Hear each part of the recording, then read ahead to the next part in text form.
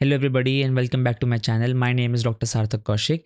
And since it's very clear from the title of this video, we're going to understand where you should focus on MCQs in the final 60 days of the exam. And I'm going to talk about basically three major things. So, this is going to be a very short video. So, let's just get into it.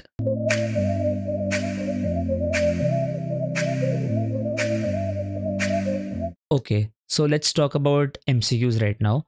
So there are a lot of important things that you need to do before the exam comes up in the next 2 months. But I'll specifically be talking about how you should approach the MCQs during this part of your preparation.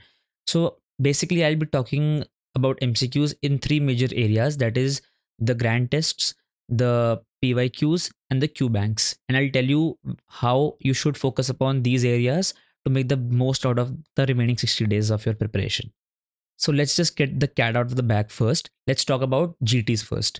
So some people believe that you should practice more and more GTs leading up to the day of the exam. Well, some people believe that you should stop giving GTs completely leading up to the exam so that it doesn't lead to unnecessary anxiety and all of that stuff. But what I'll advise you and what is the safer way is to take the middle path right now. You can give GTs like till the first or the second week of May, but after that you can probably stop giving GTs.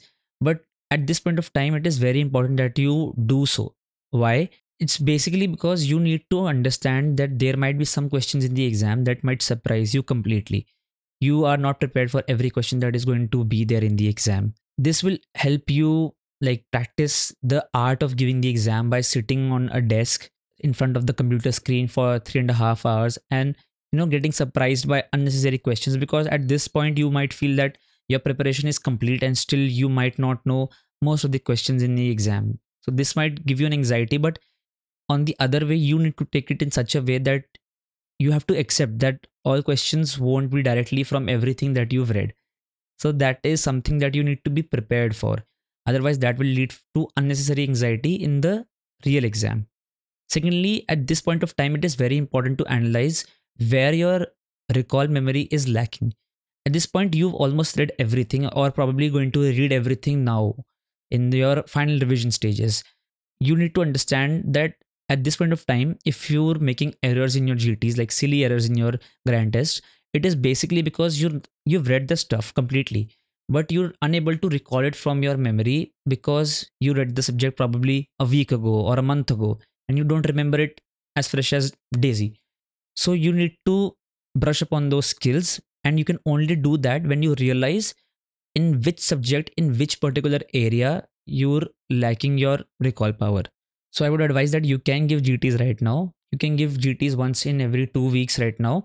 But if you're someone who's watching this video like in the middle of May or towards the end of May, then probably you should stop giving GTs, because you can save more time by reading something in the 3.5 hours that you'll take to give a GT, and then the other 3 hours that you'll take to revise or recall a GT.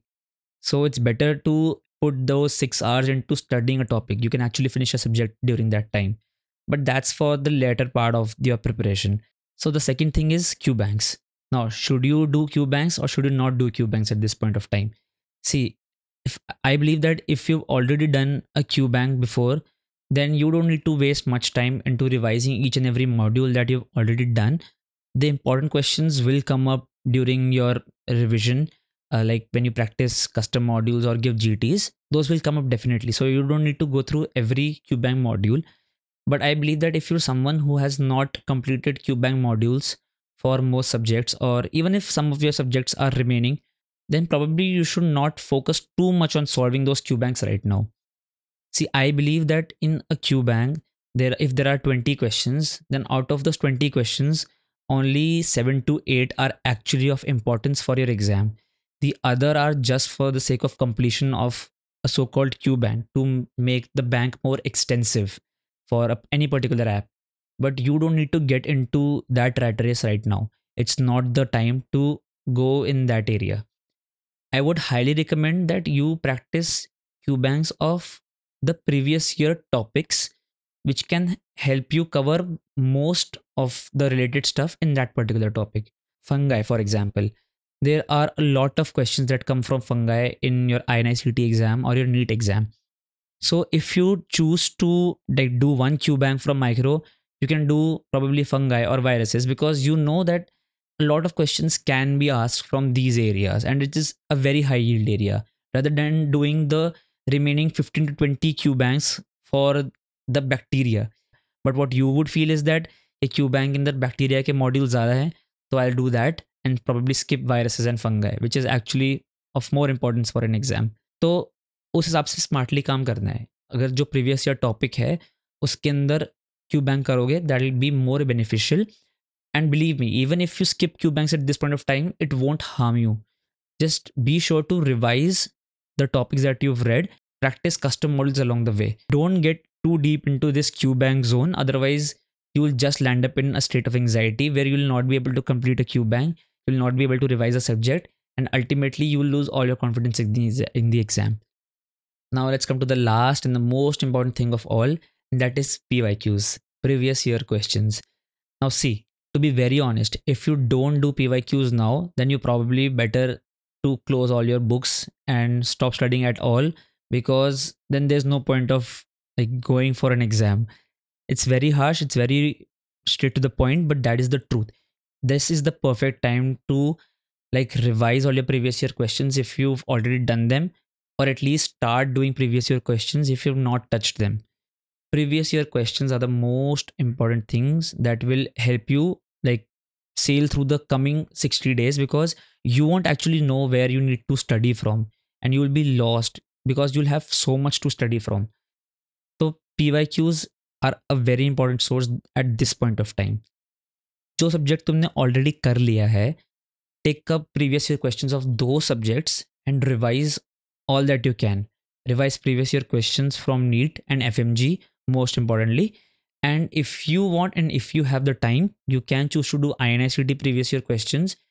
I did those because I felt that I needed to cover at least the previous year topics.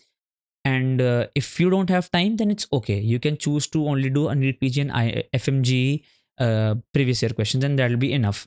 But at this point of time, you need to do previous year questions.